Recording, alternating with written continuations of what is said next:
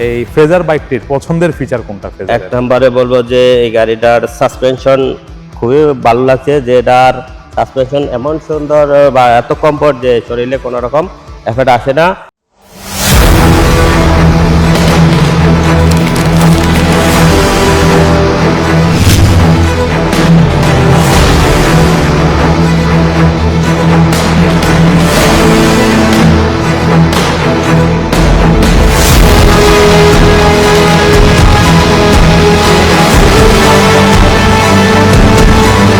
আমরা ফ্রেজারের একজন সম্মানিত কাস্টমারের রিভিউ নিতে যাচ্ছি।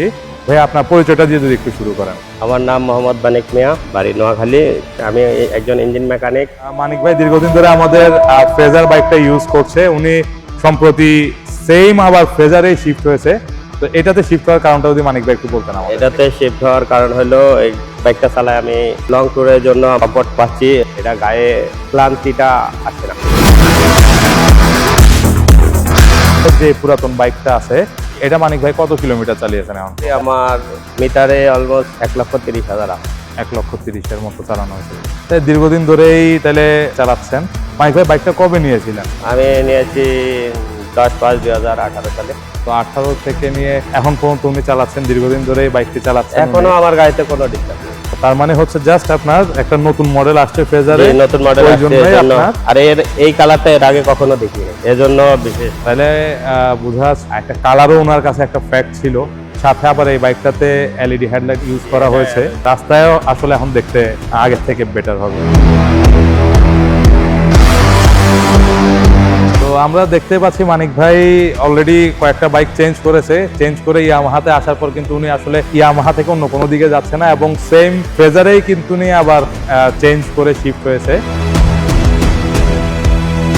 এই ফ্রেজার বাইকটির পছন্দের ফিচার কোনটা? এক নম্বরে বলবো যে এই গাড়িটার সাসপেনশন খুবই ভালো লাগছে, যে এটার সাসপেনশন এমন সুন্দর বা এত কমফোর্ট যে শরীরে কোনো রকম এফেক্ট আসে না। আরেকটা দিক হলো এটা যে শেডটা, এই শেডটার বিশেষত্ব হলো মানে কি, এটা রানিংয়ে যে আমরা গতিতে গাড়িটা চালাই, যে বাতাসটা মানে আমাদেরকে এফেক্ট করার কথা, এটাতে কিন্তু এই বাতাসটা এফেক্ট করে না। তো এইটার থেকে আসলে পারফরমেন্সটা কেমন পাচ্ছেন 1,30,000 কিলোমিটার চালানোর পর? এখনো আমার গাড়ি আপনার, আমি খারাপ বলবো না, এটাতে কোনো অংশে কম নয়। ডেইলি কত কিলোমিটার চালানো হয় আপনার বাইক? আনুমানিক 75-70। 70-75 কিলো চালানো হয়। এটা কি সিটির মধ্যেই কি বেশি সিটির চালানো হয়? ভিতরে, সিটির ভিতরে। আচ্ছা, সিটির ভিতরে। ভাইয়া, কোন কোন জায়গায় আসলে এই বাইকটা দিয়ে ট্যুর দিয়েছেন? সিলেটে বোলাগঞ্জ, কিষানাকান্দি, সুনামগঞ্জ। আর এটা দিয়ে আমি একটা চিঠি মেরেছি 2019 সালে। প্রথমে আমরা চট্টগ্রাম থেকে তেঁতুলিয়া যাই, তেঁতুলিয়া থেকে আমরা একটা সম্পূর্ণ করি। তাইলে ভাইয়া টানা হচ্ছে এটা দিয়ে টিটিও কমপ্লিট করা হয়েছে। পাহাড়ে তো আপনি এটা অবশ্যই গিয়েছেন। হ্যাঁ, যেহেতু সাজেক তো এখন তো এই বাইক 12 থেকে 13 বার যাওয়া হয়েছে এখন। আপহিলে ওঠার সময় যে ইঞ্জিনের একটা পাওয়ার প্রয়োজন হয়, এই বাইকে পর্যাপ্ত কোনো সমস্যা নেই। মানে আপনি যখন আপহিলে উঠতেছেন একদম স্মুথলি বাইকটা নিয়ে উঠে যেতে পেরেছেন। যে এই ট্যুরগুলো করেছেন এটার মধ্যে আপনার একদম পছন্দের বা উল্লেখযোগ্য কোনো ট্যুর ছিল কিনা, যেটা স্মৃতি আপনার সবসময় মনে পড়ে বা মনে থাকে?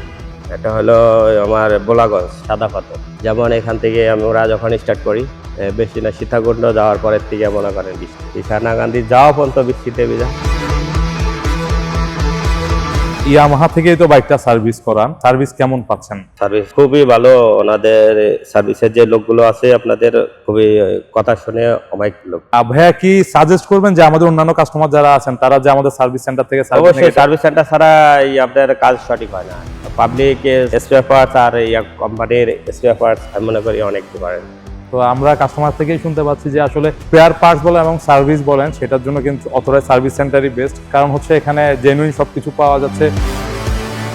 যারা আসলে এই বাইকটা নেওয়ার জন্য পরিকল্পনা করে বা একটু ডিসিশনহীনতায় আছে নিবে কি নিবে না, ওনাদের জন্য যদি আপনার একটা মেসেজ থাকতো যে এই বাইকটা আসলে কাস্টমাররা নিবে কিনা? এটা নিয়ে কোনো চিন্তার কিছু আমি দেখি না। এই গাড়িটা দেখে শুধু 1 মিনিট গাড়িটা চালাইলে এটা ফেপে পড়ে যাবে, আর অন্য কথা বলবেই না যে আমার ফ্রেজার গাড়ি লাগবে। এটা আমার মধ্যে হয়েছে। তো মানিক ভাই, ধন্যবাদ আপনার মূল্যবান মতামতের জন্য। ইয়ামাহা।